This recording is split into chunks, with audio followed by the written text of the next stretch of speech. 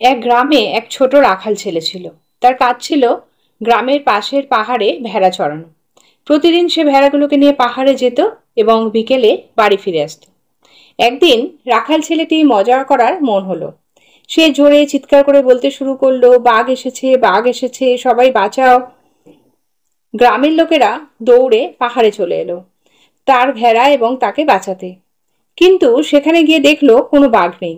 রাখাল হেসে হেসে বলল, হা হা হা, আমি মজা করছিলাম। লোকেরা বিরক্ত হয়ে ফিরে গেল। কয়েকদিন পর আবার একই কাণ্ড করলো। চিৎকার করে বলল, বাঘ এসেছে, বাঘ এসেছে। গ্রামের লোকেরা আবার ছুটে এলো, কিন্তু এবারও কোনো বাঘ ছিল না।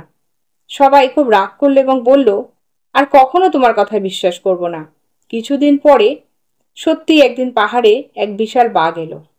রাখাল ছেলেটি আতঙ্কে চিৎকার করলো, বাঘ এসেছে, বাঘ এসেছে, দয়া করে বাঁচাও। কিন্তু এবার কেউ আর তার কথায় বিশ্বাস করলো না। কেউ তাকে সাহায্য করতে এলো না।